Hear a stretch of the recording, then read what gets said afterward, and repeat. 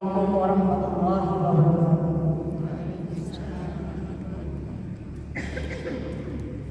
Hadis 11. Monggo diikuti. Hadis 11. Ilmu pengetahuan. Ilmu pengetahuan. Qala Rasulullah sallallahu alaihi wasallam. Al-kalimatul hikmatu dhalatul mu'minin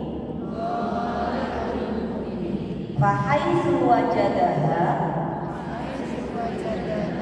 fahuwa ahaqqu biha rawahu Tirmidzi.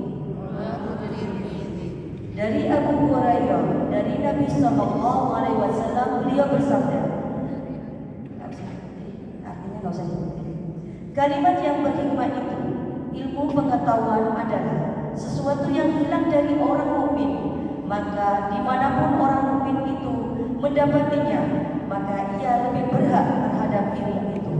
Hadis riwayat At-Tirmidzi. Hikmah hadis 1. Al-kalimatul hikmah atau ilmu yang bermanfaat secara sunnatullah adalah milik orang-orang mukmin karena sesuai dengan tugas kekhalifahannya untuk menjadi pemimpin di dunia. Maka Allah telah memberinya berbagai macam ilmu. Atau dalam surat Al-Baqarah ayat 30-31. 2. Hadis ini menunjukkan bahwa karakter orang yang beriman itu selalu haus akan ilmu yang bermanfaat. Oleh sebab itu, dimanapun ada ilmu itu, dia harus mencarinya karena dialah yang paling berhak. 3. Hadis ini menguatkan isi dari surat Al-Alaq ayat 1 yang memerintahkan kepada umat Islam untuk selalu membaca. Dengan membaca itu, maka perkembangan ilmu pengetahuan akan melaju terus di tangan umat Islam. Namun jika malas membaca, maka kemunduran akan menimpa suatu umat. Hadis 12. Baik. Dengan ilmu menuju Allah. An Abi Waqid Al-Laythi anna Rasulullah sallallahu alaihi wasallam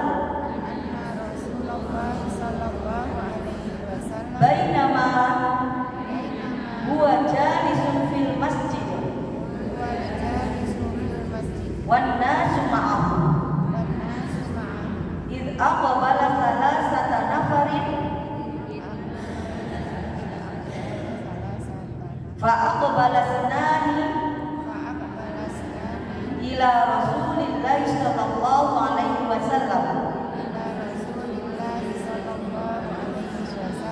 wa dhahaba wahidun qala fa waqafa ala Rasulillah sallallahu alaihi wasallam fa amma ahaduhuma fara'a furjatan fil halqah fajalasa fiha wa ammal akhar fajalasa khalfahu wa amma as-salisu fa adbara dhahiban falamma faragha Rasulullah sallallahu alaihi wasallam qala ala ukhbirukum anin nafaris salasati amma akhaduhum fa'awa ila Allahi fa'awa Allah wa ammal akharu fastahya Allahu minhu wa ammal akharu fa'aqrada